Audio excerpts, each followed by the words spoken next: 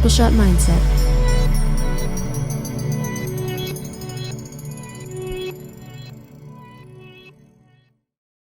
We're there. 1, 2, 3. Oh my God. It almost hit you in the eye. It hit It this. bounced off the ceiling. It hit this. Like I was holding this. It hit this. That thing was like pretty strong. It is. It is strong. Yeah. There's something so celebratory about champagne. Would you like? No, I'm good. No, you. We can't just be I the don't only drink one champagne. Okay, I'm not gonna talk. I'm gonna sabotage. Okay, this Kevin and I are gonna get drunk on this bottle right now. Take it. Okay, put it on this thing. No, that's Not gonna happen. That's Not a gonna recipe happen. for disaster. A recipe for disaster. Hip hip. Hooray! Hip hip. Hooray! I'm just smelling it, dude. Why is he so angry all of a sudden? We're doing things his way. I don't know. Am I angry? Yes. Yes. Really? Yeah. Yes. Like grumpy.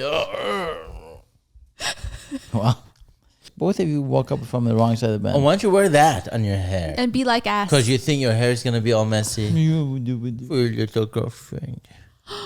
Which one? don't have a girlfriend. No, you have 5. As a matter of fact, once you don't give a shit about any outcome, shit starts to happen. So when you don't give a shit, shit will happen. Yeah. And it's just the art of not giving a fuck. And I think there's a book about that that's with the same exact I title. own it. Yeah. The subtle art of not giving subtle. a fuck. And if you don't, and if you really, really don't, Yeah. and you know it in your heart and your mind that you don't give a shit anymore about certain outcomes, more better things start happening for you. But I think it's difficult for me to get to that position to genuinely not care, because it's human nature to want to have people in your life who validate you, support you, are proud of you. I think sometimes in order to get to that place of genuinely not giving a fuck, life has to push you there through many repeated traumas. I think it's a lot harder to just decide one day, like, I don't give a fuck. Like, then as soon as someone who you think is cute or attractive or hot walks up, suddenly you give a whole lot of fucks because you still care. No. Well, you're right. However, if you have the awareness in your head as you meet somebody who's cute, you think to yourself, this person is filling a void that I should have filled myself with self-love. Hold on, tilt it. He's drinking in the middle of the day now. Yeah. Oh, brother. Why do you look so... Dejected? Yeah. Let me drink. Hold on. Yeah. I think you have to get on our You level. definitely need it. Yeah. Mm. So you are about to say whatever you're saying, so keep going. So I met this woman a week ago, 10 days ago. You didn't tell me. Well, I'm telling you now. See, you can't say I don't share things. Are you a sad drunk? Because now you're about to cry. Dude, I am a sad drunk. I'm not. You're I'm not saying anything. Has to do with like, man, I wanted you from day one. We should have been married by now. That's you're not saying. You just met some chick on the met app. somebody. Hello. And this woman I am a decided sad not drunk. to show her face on any of her pictures. Will Right? she show her cleavage? No. So the only pictures that she had was one with her wearing sunglasses. Oh, so her head is in the picture. Yeah, but the rest of them, she's looking away. And she's blonde and she has these nice earrings. And she keeps on looking away. And she's hiking when she's looking down with her hat. So she said, I'm doing this because I want to get rid of the riffraff who are only judging me by how I look. And having feelings and like expectations about how I look. And wanting to get me into bed because of how I look. And you're the only person who is actually okay with not seeing my face and having a conversation with me. So the art of not giving a fuck about the outcomes is that I think that approach was kind of cool because someone like me, I'm just intrigued to find out about this person, right? I don't give a crap about whether or not I date her, I have sex with her, whatever, because I haven't fantasized. Like there's not enough information for him to fantasize that outcome, right? Therefore, I don't give a shit about whether it goes well or not. And I think when I was talking to her, it was my questions and her answers that started pushing me in a certain direction. That kind of made it more of a I don't give a shit how this will end up. And she said, "Do you want to talk over the phone?" And I bluntly said, "No, thank you. I'm good." Right? Because if I would have seen her face, if she was cute, Oh, you'd have more buy-in. yeah, Yeah. and I would have said, "You know what? Let me just go out with her." So for a you're few proving times." my point exactly. Which is Which is that if you see someone cute or attractive, you're more likely to want, Yeah. you're going to stop giving No, a you're fuck right. or you're going to stop not giving a fuck. right. But now that I have that awareness about myself and how I can change my trajectory, So you're going to put on a blindfold and swipe right on everyone. no, I'm going to simply look at every individual as a person. I'm going to learn about who they are first and see if that's someone I want to fit into my life. Or I'm just trying to like squeeze her in. And if I'm pushing hard to squeeze someone in, then I shouldn't be doing it. But what if you really like this person, and then when you see them, you're like, oh God, not at all my type. catfish? No, you say if you don't see their face, and you just go with the I don't give a fuck what the outcome is. I'm just gonna get to know this person. I don't want to see their face. And then you walk away And and you then say what thank if you. the day that you see their face, then what do? Like you got a mustache going, unibrow, and Then I G62. say, you know what? I really like talking to you as a friend, but I'm not attracted to you. That's a very powerful thing to say, I think. And I wish more people said it. Instead of like pretending one way or another, like, oh, I guess we'll go on another date out Or of obligation ghosting, or or- ghosting. Yeah. I think it's really powerful to own, like, I'm not attracted to you, but I'll be happy to be friends. And so when I talked to her, one of the things that turned me off about her, I'll just be honest with you guys. Please, And I think I'm this interested will to know. be a nice segue to my next point, is that she makes mistakes, right? Everyone makes mistakes. I'm not the only one. This turned you off to her? No. And then she says, I'm trying to do better, right? And always, I never understood the word trying because I used to tell my kids, clean your room.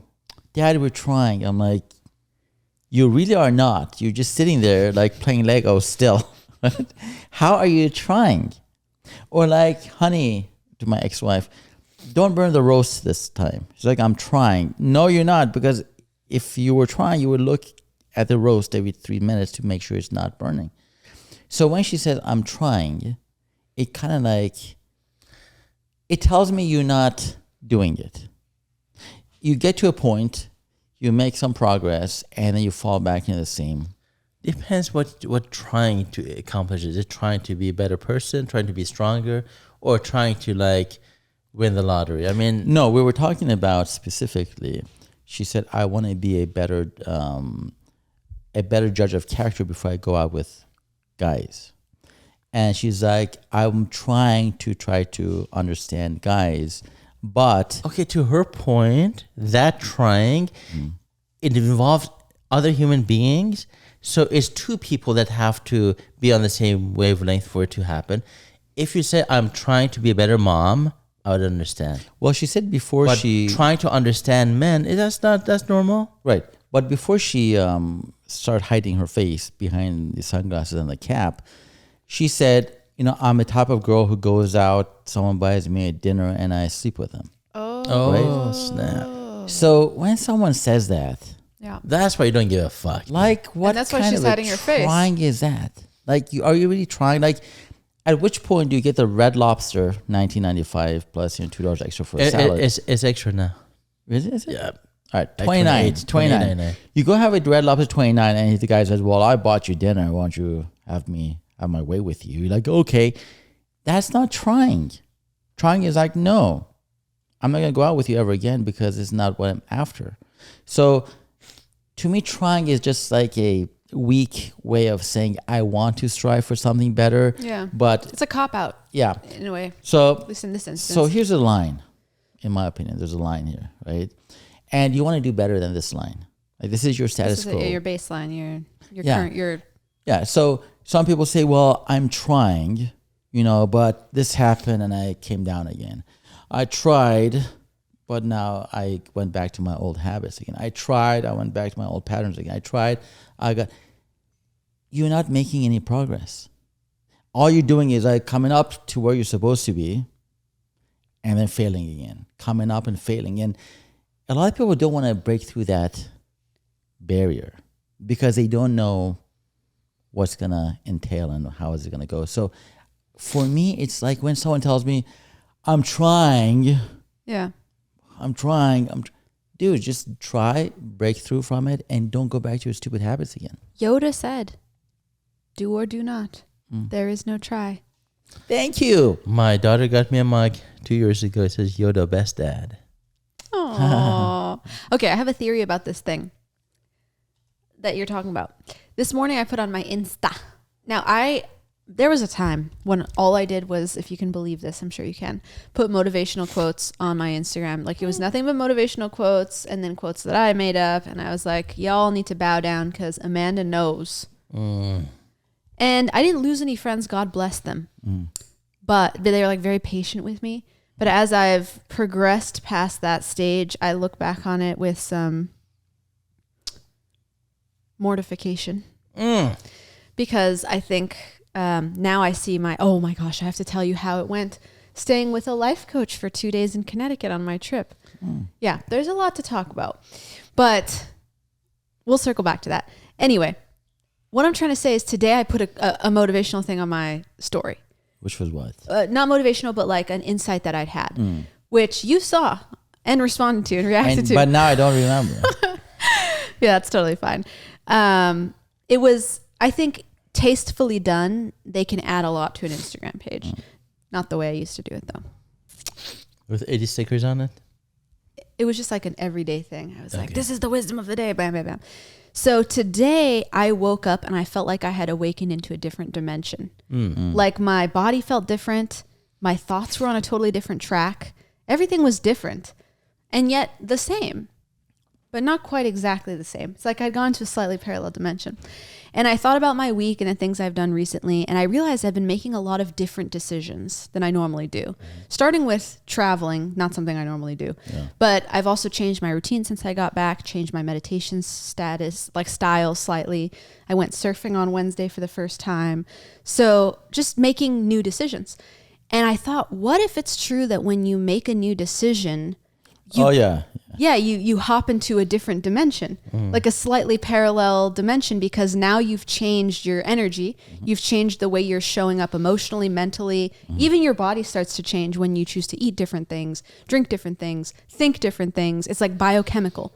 So to your point, when people say, I'm trying, my question is, are you making the same decisions that you usually make? And if so, you are then quantum scientifically staying in the exact same dimension that you're always in. Yeah. Whereas if you want to hop to another dimension, and I'm not saying any is superior, I'm just saying they're different experience. They feel different inside. You have got to make a different decision. There's got to be a pattern interrupt of some kind. I believe there are superior dimensions. Superior, like better. Better. Because there are people I know that are amazing. They learn. They progress. Thank you. Yes. Case in point, right? Yes. They become a different person because they learned a lesson. They become a different person because they look at themselves and they did not like, truthfully, they did not like the soul that was trapped in that body doing the same mistakes. So I do believe there are better dimensions. Yeah, I think somebody that stays with everything with a stick in front of it, I think that person is actually in an inferior dimension by choice, whereas every decision, like you said, you make, you can actually put yourself in a different dimension, one that is better, faster moving, going up instead of staying the same. So I think, the people you're meeting, I hate to say this, but that app seems to attract the same people stuck in the same cycle. It's like a loop. Yeah. The same loop. So I was telling this to one of my friends, one of the type I had to pay for. And I know what that's like. I'm kidding. Yeah, he asked me if I had So to I was pay talking to keep one of my friend. friends, and this person has a tendency to eat very well for a few days, go up to that, approach that, line, and on the weekends go back down again. I ate whatever I wanted. I drank. I had some chocolate. Like I a had cheating cheat weekend. Yeah, cheat weekend. Right? But I've seen that not just in eating, in like thinking, in doing, in being productive. And they're productive for Mondays and Tuesdays and half of Wednesdays, and they go back into that same thing. They want to think spiritual. They want to think like, I want to learn more about what's out there. And then 2 days later, it's like, "Ugh, man, there's nothing out there. Why am I even trying?" And I just can't get along with people nowadays who are like that. Before I was one of those people. I would do the same thing. Because their vibration is low. Yeah. Their vibration is I can't wait until Friday.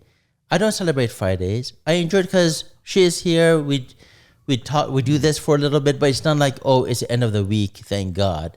Yeah. Because I enjoy what I do. Vibration wise, we are higher. Yeah.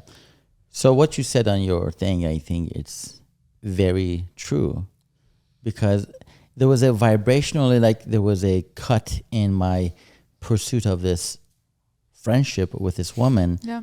Because as soon as I found out how she's vibrating and how she is, and I'm like, I can't be part of that anymore. I think that some people, when they're like on the precipice of hopping to the other dimension, they can sustain the higher frequency for like 3 days or a few days, and then they meet people who are at that frequency. But then they go back down, and the people that they met are either like, what's going on with you? Like, you were like this when I met you. And they're like, I don't know. Like, what do you want from me? I'm just trying to be myself. But it's because they're very sporadic. Like, sometimes they're in that dimension and sometimes they're not. I've been this way before. Yeah. Like, I'll be able to hang out with very high vibrational people like yourselves. And then I'm like, I can't sustain it. Like, you got to go down or whatever it is. I think that's like a natural part of the ascension process. It just takes time. It's like a stock market. Yeah, Somebody just it's can't like- do this. They yeah, do. it's like this. But overall, Yeah, when it's an upward. after 10 years, you're like, oh, wow, they have progressed. Yeah. But totally. I remember there was like a game show or something that like you're putting these stakes into these holes and you're like going up, right? And as you get tired, you just hold on. That you don't go down. You're like, oh man, you just hold on there. You rest for a few minutes and then you start going back up again, right? And I think that is my new vision on life the past couple of years. I can't say, oh, well, I got tired. Let me go back and like go again, because You're doing it intentionally, though.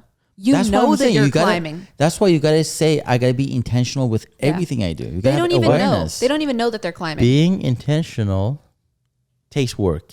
Yeah. It takes Effort, focus. Awareness. you have to say no to a lot of Awareness. things. Yeah. You have to say no to a lot of things. Yeah, and I'm willing to do that because I know Well, I that's don't want to you. go back. I think 99% of the people on this planet, they're comfortable where they are. They love to hear their friends telling them, "Oh, you're the best. You're the best. You don't have to try any harder." Don't expect greatness from the little goldfish, dude. They From can never people be a shark. They don't want to be great right now. Like a goldfish, if you move it into the ocean or whatever, like infinitely grow or something, but they want to be in the bowl. I think for them, it's like rock climbing. Rock climbing, you climb up the rock, and as soon as your hands get tired, you let go and you fall all the way back to the bottom. I think everyone Which sucks because Yeah. all the progress you've made. and then your hands are blistered and bleeding, Yeah. and you have to start again. yeah. But I think most people are rock climbing because that's just what we do as humans. Like the stakes But with that the they put in- stakes, that's when you have intention. Yeah. Because now you're like, I'm not going to go back down. Yeah, and like you don't want to go like, well, let me just go down again no, and no. start over again next week. Yeah. Which I don't understand. Like if you are becoming, like you're meditating, let's say 3 days in a row, and you kind of feel it like in the next couple of weeks, I might start hitting something cool. Like a new vibration. And like a new vibration, or like I've been, going to the gym for 3 days. It hurts right now, but in a week from now, I'm going to be better. Like who the heck wants to stop at that point? Imagine you put somebody in jail all by themselves, right? In 10 years, they've read the Bible 6 times. They've written a book because there's no outside influence. I think people who cannot sustain this is because their friends, they're getting like, oh my God, they're improving. Oh, I know who you guys are talking about. Yeah. Are we not all talking about the same person? She's improving. He's improving. Oh God, now she's going to be better than me. Let's just keep telling her, no, you don't need that, girl. You're good the way you are. You don't need to try. And then they listen and they fall down again because now they're amongst friends, and if friends accept them the way they are, why try harder? Mm-hmm. So I'm listening to these podcasts nowadays. Well, for the past couple of years. And there's one podcast in particular that they go out on the street and they talk to women, for example. I'm just talking about this not because I want to put women down or anything. It's just an example. It might as well be men. It might as well be Sorry. whatever. But are you drinking on the job now? Yeah. Yeah. So they go out on the street and they talk to these women. And they're like, what would you grade yourself from 1 to 10? Right? And all of them almost always say 10. Right? Even if you're like overweight and you're unhealthy and like you're all these issues, you're 10. Great. Self-confidence is great. But the reality is you're not, right? And if one of them from that group that they're doing these interviews that says, well, I'm a 6, I still have room to grow, I have room to be better, the friends say, no, girl, you're a 10. Don't let anyone tell you otherwise. Yeah. Now that creates a false narrative and a false expectation. False reality. False reality. It's an that echo chamber. I'm a 10 and I deserve a 10. And once they don't get a 10, they don't get a 10 guy looking at them, they don't get a 10 guy asking them out, then they become resentful and angry and like all that stuff. So I think in having, like for me, I feel lonely. I feel alone. Actually, I don't feel lonely. I feel alone compared to 3 years ago, compared to where I'm going to go. This is a lonely spot in my life because I don't have many people that understand me. The people who don't get me anymore, they've just shed. Yeah. And they're in a different dimension. Right. And you two actually are the people I'm hanging out with the most because, I'm paying you and you're actually being paid. So both of you are being paid. I'm paying you. Right. We're all paying each other. Right. So it's a lonely place. And it would be very easy if, a few of my friends from the past would say, Artie, get off that high horse. Come and let's talk behind people's backs again. Let's start, being low vibration again. Let's start talking about fear again. Let's talk about, being mediocre again. I cannot go back to that. Yeah. Like there's nothing. And the more you ascend, unfortunately or fortunately, you leave behind a lot of people. Look at Dave, man. He made the best bread there is. Solitary confinement. Dave. Killer bread. The guy that makes the bread. Oh. He was a the criminal. bread that we eat? Yeah. That says Dave's bread? He was a criminal. I didn't know. Okay. He was a murderer. They put him in solitary confinement. He said, you know what? Now I don't have those gangbangers, the horrible friends around me. Yeah. Let me make something out of myself. He started baking. He's created the best formulation.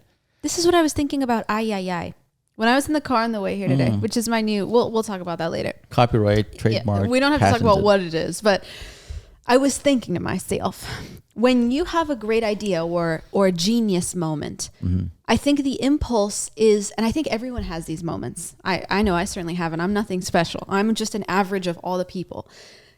I think the impulse is to go to the people that you know best, not even the right people. You just go to anybody, like your close friend, the people you spend energy with, and you say, what do you think of this idea? And when you see the slightest hint of, you kill it. Because you're like, oh, well, I'd rather keep our connection and have you respecting me and validating me and liking me than go off on my own and trust my crazy genius. Yeah, because I'd rather be with the collective. This is what I meant earlier when I said, I think it's only the people who life strips the collective away. They take all your people away. Circumstantially, I have ended up in a kind of lonely place too. I spend a lot of time alone, and I don't, sometimes I do feel lonely and I cry and I'm like, oh, by myself, why am I so alone? But most of the time I'm in solitude and it's okay. Maybe not most.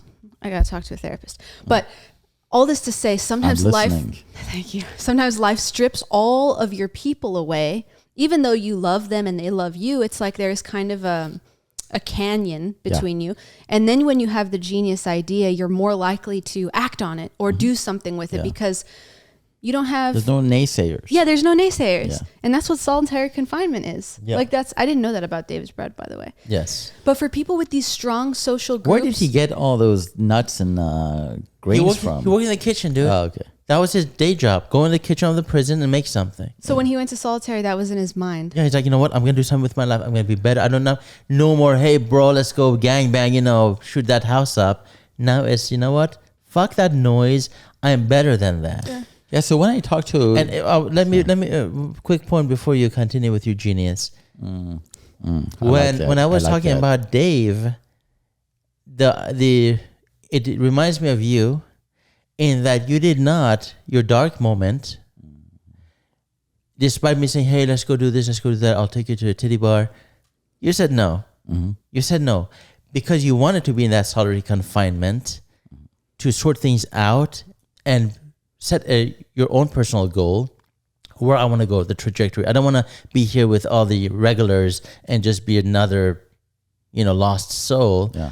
I want to be better. Appreciate Yeah, that. and before you say your genius, Appreciate sorry, that. we're going to keep going. No, I was just going to say, and this is what lots of people can do that. Like the librarian chick that's lonely, nerdy one, she actually has more substance and more focus on where she's going in life than the cheerleaders that are always hanging together. Girl, you're the best. Girl, you're the best. You don't have to try harder. Yeah. So when you're alone, you realize you shut out all the noise because there's no noise. Yeah. You just listen to your soul and you follow it. Yeah. I think people with super strong social groups can numb themselves with the distraction of immediate validation. Someone write that down. Because it's just right there. You're like, hey, girl, am I great? And she's like, girl, Oh, girl, you you're don't need to so lose great. weight. Yeah. You're such a number 10. Perfect. And you're like, good. I can skip the gym tonight. Whatever. I mean, and I'm not saying the gym is life. Okay, I'm not a gym is life person, but I'm just using this as an example. It was Jim. I do want to say that I want to throw a little nuance into it. I know people who purposely self-isolate. I'm thinking of somebody that we may or may not all know who won't come out of it on purpose. Yeah. What's up with that? So like, how do you explain that? Because there are people who use people to distract them. And then there are people who use isolation to distract themselves. It's not isolation because when I was sitting in my house staring at that mirror, That was isolation, dude. no. Yeah, that's That's pure isolation. that's pure isolation. But But I that's didn't- intentional isolation. But I didn't have like a video game. I didn't have like my phone just, going up and down, swiping left and right. Yeah, on no, people. like Dave did not have a video game. Oh, so it's still distractions. It's a Some people just use distraction. people as a distraction. People. I and think other people- people use I think Video people, games. people, dating. I think people prevent you from going higher. Other distractions slow you down. I think the person that I'm It thinking, actually, I think it's the same thing. I think machines, but the machine's not talking back to you saying, "Girl, you're the best." But- it's not. but they But don't it's want it to. pausing your. That's exactly what I growth. said. That's exactly what I said. It prevents you. It's like slows you down considerably. Yeah, considerably. You can still make It a pauses decision, you. but you're not getting Right. all that positivity from all these friends saying you're the best. Don't try. You may not be, but I think it's just as dangerous because whatever is going through your head, you're just sitting down with it. Yeah, and you're it drowning it. Pauses it, and now you're playing a Mortal Kombat kind of a game. You're like taking out your anger on like a frigging pixel, Yeah. and then you've not made any progress. Yeah, that's true. So for me, thank you. For me, when I was sitting at my house, I did not, and you know that I didn't subscribe to cable TV. Yep. I did not buy an Apple TV. Yep. I did not have Wi-Fi for like 3 months. Yep. Right? Because to me, I'm like, why would I want to waste my time, distract myself from like where I need to go? Yeah. And it takes a lot of fucking courage. It takes a lot of. The most. You did the grieving in 3 months that sometimes it takes people 30 years to do. Right. Because they only will do a little, like 1 hour a month. So grieving for me actually, and I think I showed my brother, I put down November 14th as a day I'm going to stop grieving, right? No, October 30th was when Nona said she wants a divorce. October 31st, I thought, and it was Halloween, I thought she was just having a bad day. November 1st, I started this Yeah, job. November 1st you start. So So I remember Sunday was like Halloween. Yep. And we all got dressed up like we always would, but like my eyes were shot red because I was crying and coming to the realization that's ended. Yep. And I went home to my bedroom, not known as bedroom, but I went to the bedroom and I put November 14th on my thing and I said, this is where it stops. Yeah. And I know sometimes you can't, grieve. You got to let it naturally. But you weren't going to wallow. I wasn't You're gonna. gonna I said wallow I'm anymore. going to be the shrimp and lay on the floor and cry for a while. 2 weeks. But come November 14th, I'm going to start doing something about it. Yep. And as a matter of fact, it only took me like a week to do that because I'm like, why am I giving myself all this time to grieve more and be sad? Besides, you're dehydrated. Yeah. Why don't I start? I literally, my eyes were like burning from all the salt. But I thought to myself, why am I waiting till that day? Why am I waiting to turn 50 on January 1st to start working out? For example, that kind of mentality. So that's why I said to myself, I'm going to go do this. And my mom, she was looking out for me. She's like, take all the time you need. This is natural healing process. I'm like, but if I can take this negative emotion, turn into something positive, it's still coming out of me, but it's coming out in a positive way. So that's why a week after my divorce, like November 6th or 7th, I stopped all the crying. I stopped all the feeling bad and told myself, how can I make lemonade out of the lemons I've been given? Yep. And it takes a lot of, you have to have a clear vision that supersedes everyone else's idea of what it should look like. And Nona, ex-wife, when she was on that TV show a couple of days ago, she said you have to have such a ridiculous dream that no one else is going to believe in it. Everyone's going to laugh at it, but you're going to have that ridiculous dream because then you're going to strive for something even greater. It's like you can shoot for the stars or the moon, Shoot whatever. for the moon, land in the stars. Right. So my thing was from day one, I have to be aware of what's causing my issues and what I have to do to get over it. So one of the first things I've thought about after the divorce was, how do I put positive things into my head and consciously keep negative things out? So if mom said, for example, and she's saying it from a loving place, I know it, but that's all she knows from the trauma she's had for 30, 40 years. F her. Don't worry about her. Her loss, right? I'm like, but that's not going to help me. That's not going to, because that's just going to build up my ego to the place I was before. It's not going to build me up higher than what I was. So that line that I'm talking about, everyone's like, oh, no, you're good. No, I'm not. You have to so I pushed myself. I said, I have to do a few things. One, I have to block out anything negative from my mom, dad, brother, friends. Anything negative about her, I'm not going to listen to, because I still have admiration and love for this person, not as a spouse, not as a, whatever, but she's a mother of my kids and we spent 15 years together. So we got to honor that in some way. Second thing was it's like someone's dying. You're like, oh man, they're dead and they're gone. No, you honor their memory. You go to the, cemetery every once in a while. You put I go to the cemetery for people I don't even know. Yeah. But these people that some of them I hang out with, not you two, by the way, who never let their head be empty for a few seconds, few minutes, few days, just to start thinking about Not just only their head empty. Right. Their vessel. Their vessel. Their vessel. So to me, it's sad because some of these people who reach out to me who say, Artie, help us, now you're this genius. I'm not trying to literally make myself feel better, but they say that to me. They say, hey, you know better. Well, because you did the work. Right. How do I get there? And my first advice to them is stop feeling bad about what happened. It's gone. There's a reason it's in the rear view mirror. It's small, but you keep looking in it, you're going to fucking miss where you're going to go. The second thing is have an action plan that today I'm going to do better than yesterday. And I'm never going to go back into that dip again. And they say, well, how do you do that? I'm like, first and foremost, clear your head. And that's where everyone gets stuck. Yep. That's where like the first step, they're like, oh, I don't know how to do that. Yeah. Well, put your phone down. I can't. Yeah. Stop hanging out with those people at the watering hole in Newport Beach. I can't do that. Yeah. But what if they're gonna ask me what's wrong? What if they think I'm weird? What if they, don't invite me ever again? And so, whatever they've been conditioned to think and feel and do, that's comfortable for them, Yep. even though it's hurting them. So they'd rather choose a pain that's comfortable than choose a pain that's growth. Evolutionarily speaking, people are wired to gravitate toward their comfort zone and what is normal. This is why... Even if normal is shit. Even if normal shit. This is why we develop attachment styles. Mm-hmm. In childhood, we have a parent who, when they get pissed off, they give us the cold shoulder. They shut down. Yeah. They're just like, I can't talk to you right now. They slam doors. They lock themselves in their room. That's it. As a kid, or they wash dishes. Or they wash dishes and hum. Yeah, whatever it is. Yeah.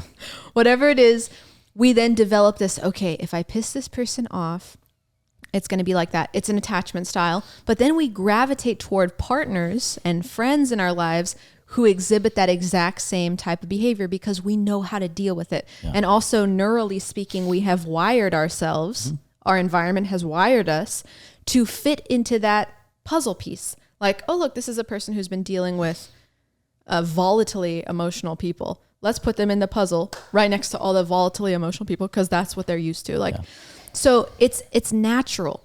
I think it takes a really special kind of person who has made up their mind, like, I would rather die than repeat this cycle again.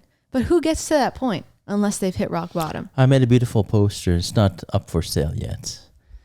Where it says, if you're comfortable, you're not growing. Mm-hmm. Yeah. So everybody that I've heard about from there are a few exceptions, which kudos to them for having a mindset that's bigger than their surrounding. But almost everybody that I hear the stories of, comfortable, that's what they have to be. They have to be comfortable. Oh no, I cannot put my phone down because that's outside of my comfort zone. I don't know how to do that, so I'm going to just have it. I've never been apart from this group of people that I always hang out with every fucking day.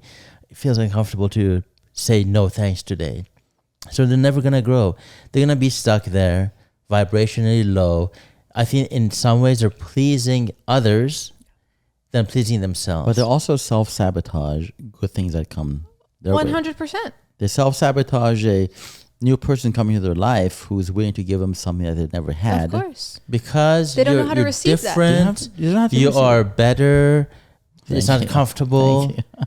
Every time, like when you walk into a place and somebody that's, I don't want to say the word lower, but vibrationally they're not as high as you, immediately they feel uncomfortable. They don't want to fuck, this guy's too wow, I can't handle that every night. I'm just gonna have to be with my girlfriend chatting on Instagram about, did you see that dick? So I think I talked about this like 20 episodes ago, right? So you don't give time for the punchline to actually punch. Just settle. You're like, I got it though. Okay, she got it.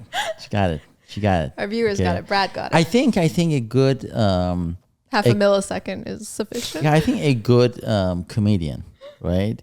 They just roll. No, they don't. Pause. No, they pause. stop. And sometimes they even laugh at their own stuff. Pause, dude. But they don't say, hey, listen to that. That was a punchline. If it's a TV show like Seinfeld, of course they don't stop for the, No, but on stage, you're like, hey, did you see this? And everybody goes, there you go. So imagine, imagine what's going to hurt more? Falling out of a swing that's 3 feet off the ground, or falling out of an airplane that's 3,000 feet up? Which is going to hurt more? Probably the swing. Okay. No. So I'm just kidding. So let me. Although you would actually it would. You would not feel pain. All right, let's go back. Would you feel more pain falling out of a 3 foot piece of rock or a cliff, or a 10-foot roof, or 10-foot roof? Which one would hurt? 10-foot roof. Okay. So the reason a lot of women, not in my case, I'm just talking about women because I'm a man. Yeah, because this is the group that you're working with, right? Your pool of subjects. If I am constantly at the 3 foot level, even if I get disappointed, even if it doesn't go the way I want it to go, and I fall 3 feet down, it's not going to hurt me. So I'm constantly willing to jump on a 3-foot, boulders because the downside is just 3 feet. But if I latch on and go up this cliff, climb up 100 feet, yes, it's harder to get up there. The view is much better. But also, if I'm going to think to myself, what if this doesn't go right? I'm going to have to jump down 100 feet. And I'm really going to get hurt. So I'd rather stick to the rivers and the streams that I'm used to and not chase any waterfalls. Yep. Who's that? Who was that group? Oh my gosh. Don't go chasing waterfalls. Give it to the rivers and the streams that you use. Like, so I come around. So I come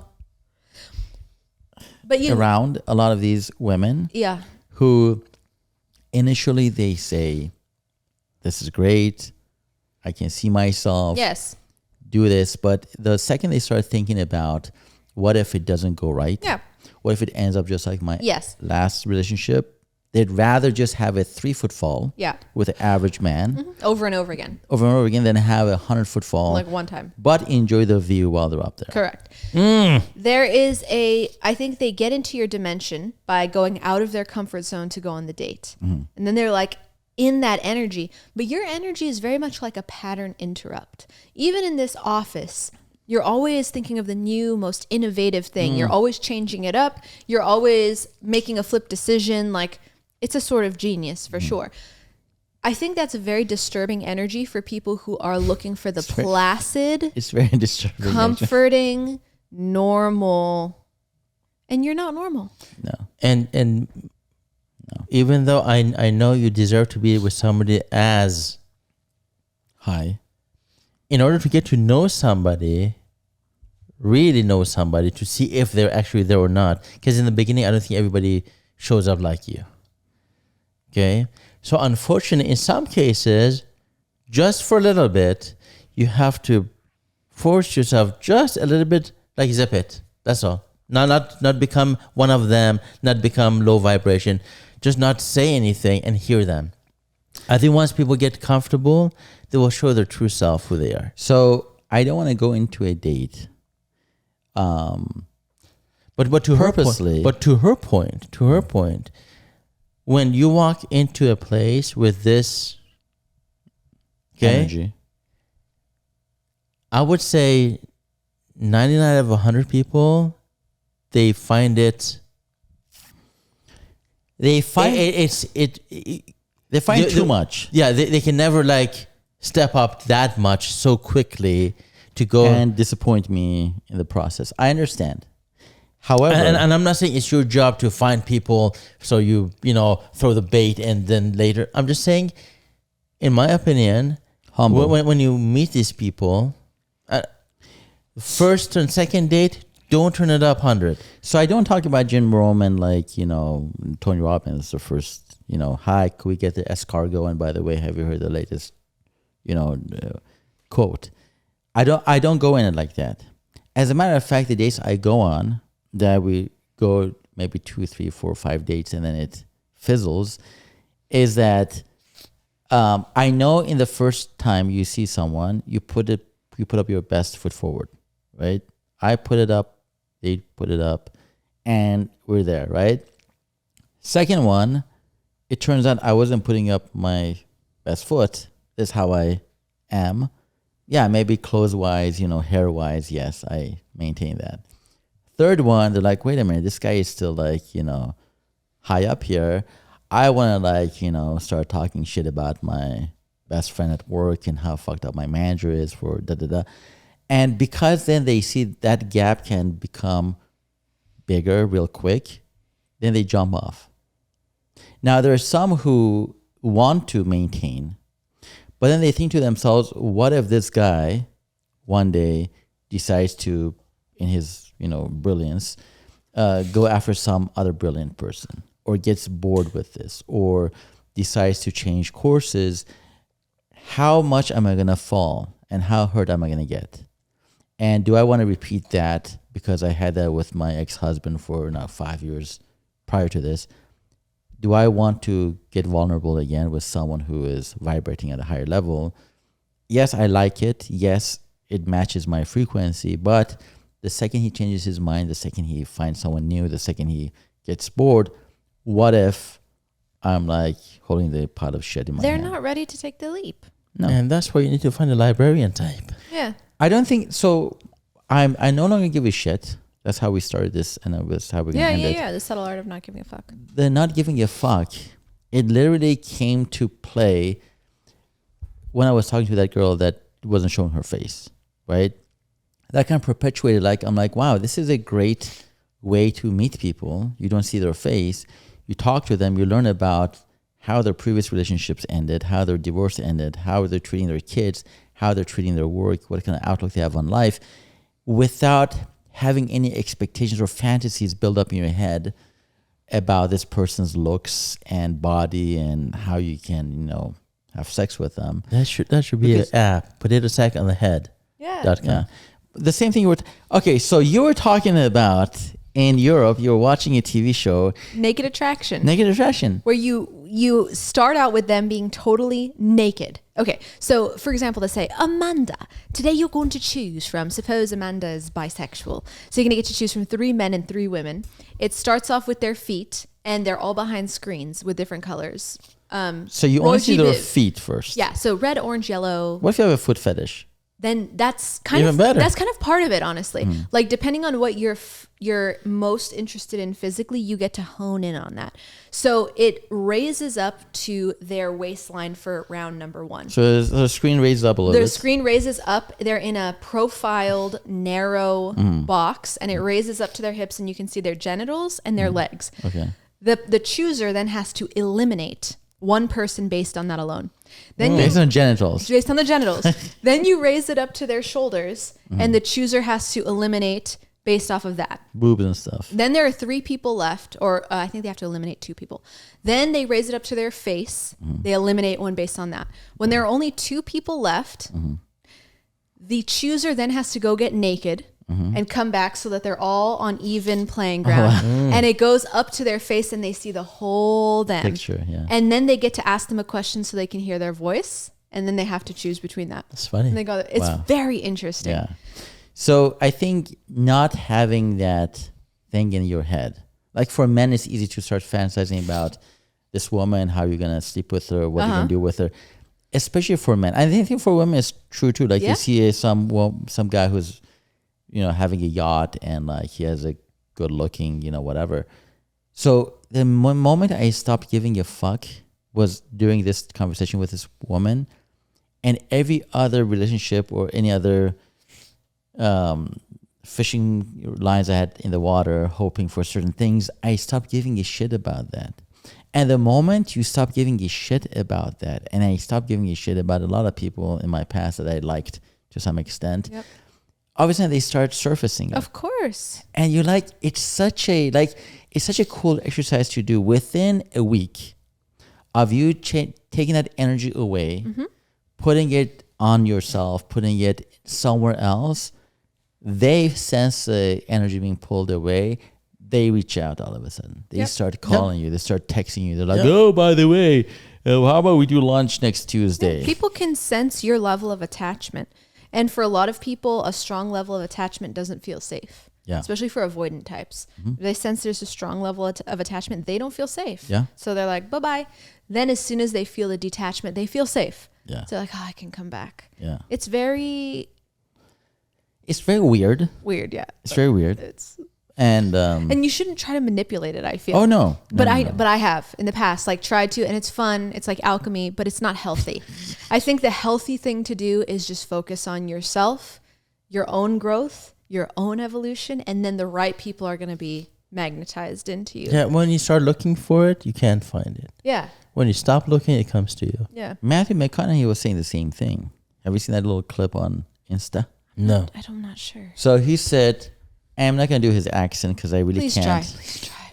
It's southern. It's like, Southern. but it's like very like, hello. But see, I Matthew got to do it in the McConaughey. shower for like 12, 15 Yeah, and minutes. then when you come out, you have it. And then once I got it, I'm like, oh my God, I got it. I got to talk about like, Chevrolet or something. Yeah. No, never. whatever the fuck he was doing. But anyway, Lincoln. Yeah. So he said that. I don't know why I know that. He said that he was so hell bent on finding a partner for many years. Yeah. It's like, man, I'm a fucking actor. People should love me. Like I should. But he kept on going out with women who just liked him because he was Matthew McConaughey. And he said the moment I stopped looking, it found me. A lot of people say that, dude. I think that's the laws of the universe. Mm-hmm. You stop looking. I know somebody very close to me, and she chases everything with a stick in front of it.